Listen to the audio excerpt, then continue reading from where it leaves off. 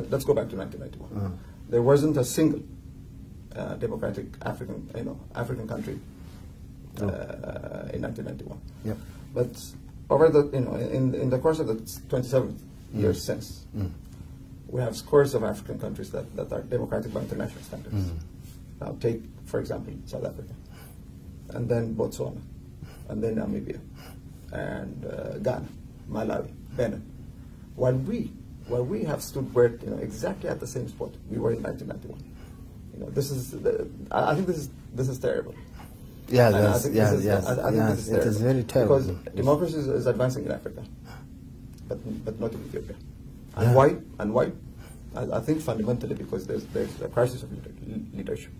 I think not because something is wrong with the people, but I think this is fundamentally a failure of the elite, of the Ethiopian elite, not only in terms of the EPRD per se, but the whole Ethiopian elite as a whole. I don't know. I agree to that point, because even during that time, the most African countries were newly liberated ones. Yeah, we fought for their independence. Yeah, and starting and now they're ahead of us, and we're still stuck there, and that's an embarrassment, a national embarrassment, I think. So that's true. I don't know whether what is lacking. I cannot put the way you put it. It is mainly the government, not the because mainly when the political lion's share belongs is okay, the lion's share belongs to the EPRDF. I agree with that, but I also think the elite, we all have responsibility to bring this country into the democratic era. We all have but the lion's share, I agree with you. It's the EPRDF that's the stumbling block to democracy in Ethiopia. But we see ourselves in the EPRDF. The EPRDF is a reflection of the wider nation. And where exactly is the EPRDF sick the most? It's at the top. It's at the top. I agree. Okay, then what is the situation the country is in now then? Right, I like the word that you use. And that word is cautiously optimistic. We're in transition. We don't know which way we're heading. And we are cautiously optimistic. We don't, because on the one hand, we could move towards democracy. There's a possibility that we could move. If the reformist elements within the EPRDF have their way, we could move towards democracy. But if not, and if they insist on maintaining the status quo, on keeping the status quo, then we'll descend into chaos. Chaos that the international, not only the international community, not only the Ethiopian, but also the Ethiopian people don't want. This is chaos from which no one will benefit. So this we don't know, but we don't at this point. We don't know which way we'll be heading. But personally, I'm praying for a peaceful transition, for change. Yeah, this is what everyone likes, and I think we don't have any other option other than continuing the process and helping the democratization process, and through especially non-violent means. Because we have tried in our history so many times, we have been violent so many times, we have fallen and risen again so many times. We have built many things and then we have destroyed them, and we started afresh again. I think this time round we cannot afford to do that. The time does not allow us, and we cannot go, I don't think we can get out of that. Once we are bogged down in it.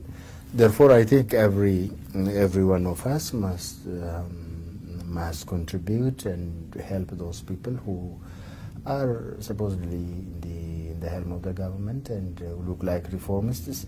Therefore, I think to make the reform genuine, the process of democratization must be assisted from every corner, including other countries as well. Right. So, by the way, I second the motion. I second the motion. The point that you made about non-violence being the best way. I second that motion. Once we descend into violence, it will be very difficult to pull out of violence. So non-violence is an absolute must. I agree. But do we have that tradition in our country? Because what country had that tradition? They started from somewhere. You can't prepare for non-violence. You have to start from somewhere. How about if the government is pushing the people to go that way? Yeah, that's. I hope we will be able to avoid that. But there's nothing specific that we could, there's no specific steps that we could. In what way, for example, you cannot teach the youth, you cannot train them, you don't have any access to them, and how can this non-violent struggle, means of struggle, we have to push boundaries. Take root? We have to push it boundaries. We have to insist on our ways. We have to go there. We have to pay sacrifice. We have to, there's still, there are boundaries, but those boundaries have to be pushed. Nothing, the Americans say there's no free lunch. We can't have, we have to pay sacrifice to do something. Pushing boundaries will take you to prison, like... let's go back to prison. Let's go back to prison and make our point, make our point that, this nation needs change. Good. Let's go back to prison. Do you think it is making any difference? You're going back to prison? Well, we're out. We're out because, because it has taken root. Yeah. It has taken a long time, and maybe it will take a long time if we go back to prison. But eventually, we know that we struck, our imprisonment had struck a chord with the population, with the people, because they insisted that we should be free. And had they not insisted that we should be free, we would not be sitting here talking. So so they knew, they did not react immediately, but they knew that we were in prison for democracy and for non-violence, and they did not forget. When they came out into the streets, they did not forget about us.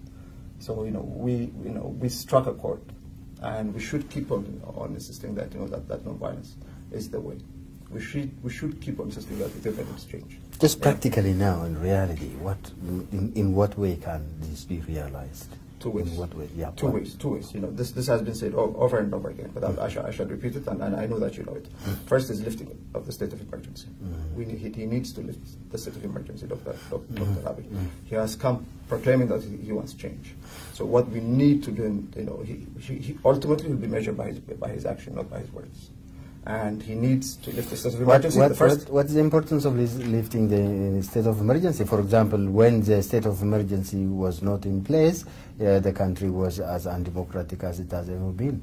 And what does it help in its own right, or are we using or to exploit? Do we use the time to do other things, or what does it mean?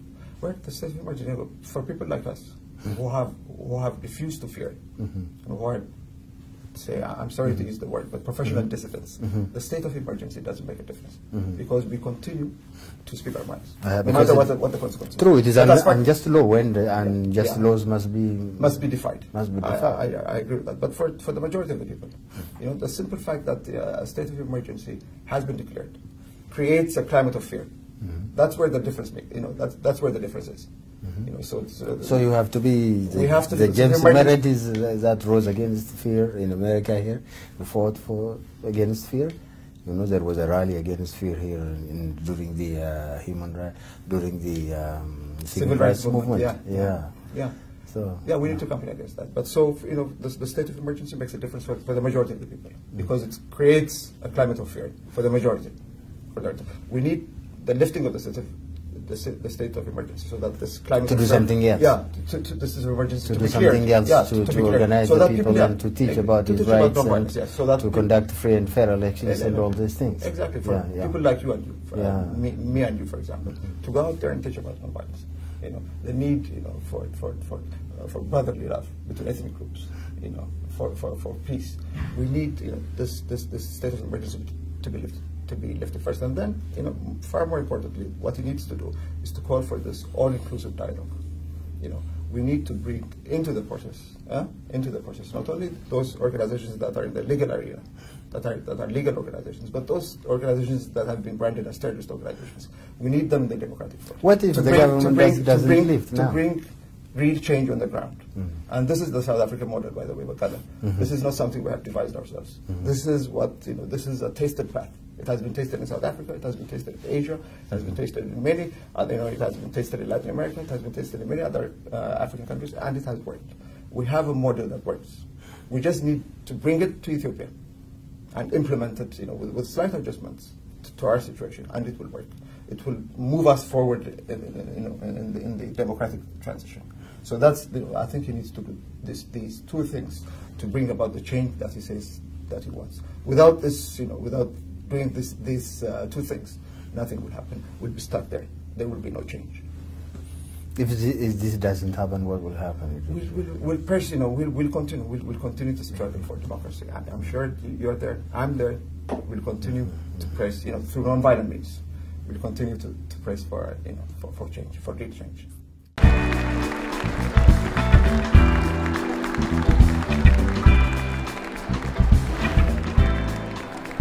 ስለ ኢትዮጵያና ኢትዮጵያዊነት በሆኑ ማህበራዊ ፖለቲካዊና ኢኮኖሚያዊ መድረኮች ሁሉ አባይ ሚዲያ ይገኛል።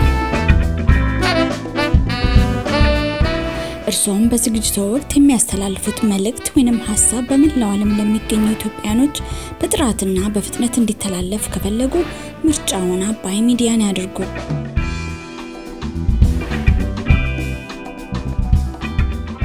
ዝግጅት ሲኖሮት በስልክ ቁጥራችን 617 669 2407 ይደውሉልን ወይንም በኢሜል አድራሻችን live@abaymedia.com ይጻፉልን በፍጥነት ይደርሰናል። አባይ ሚዲያ ሁሉም ነገር ስለ ኢትዮጵያ